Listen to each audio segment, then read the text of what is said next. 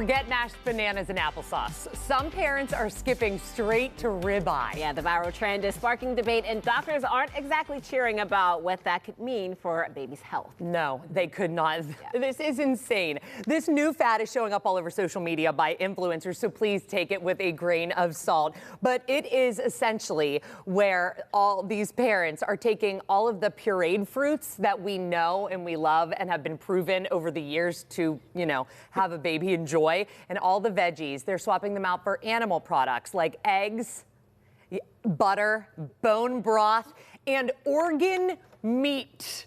Just gonna pause for reaction there. Why would someone do that? To avoid the sugar-laden processed food that is in those wonderful, nostalgic, iconic little glass jars. Now, according to the Wall Street Journal, this is a shocker to no one. Pediatricians are not happy about this. Really?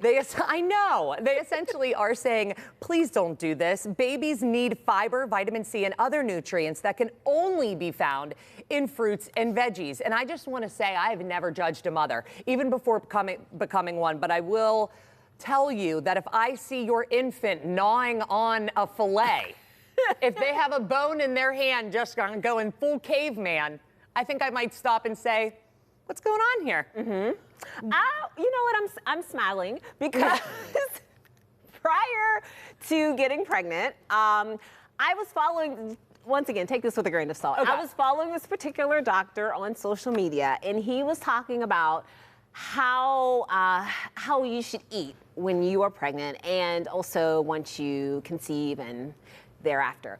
And it was the carnivore diet. And yes, I did try it. I did. I went out. This is prior to having Logan.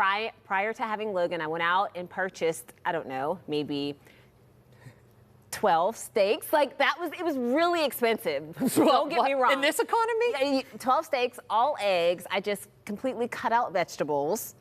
And Jordan was like, you spent that much money on steaks? I said, yes, it's an investment. In my health. In my health and in the future. And so that's how I ate. I don't know, maybe for 2 months up to conceiving, and I conceived. And then that became a food aversion rather quickly, steak. And so no longer. Some of it it didn't go to waste, but Jordan had to eat them. And he's sure. What are we doing here? But so I'm not going to say that it worked or it didn't work, but I will admit I did it. Okay, now here's my thing.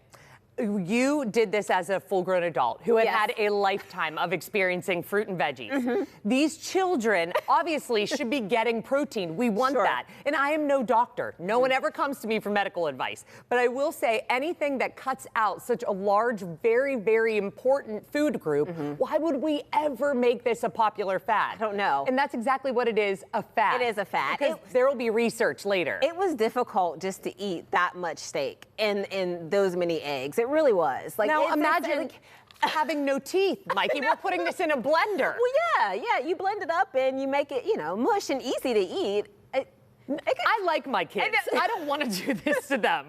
I don't know. I don't necessarily recommend it. And also, they don't deserve filet. We do. We work. Okay. Well, we just covered babies eating like bodybuilders, and now we're heading into a different kind of meat market. And this one features all the beefcakes you drooled over when you were younger. We can't wait to hear about the celebs who made you swoon on today's 3 o'clock drop. And students are learning how to edit videos, explore history, and show up for each other, all in the same classroom. We're meeting the teacher that's leading the charge. That's next.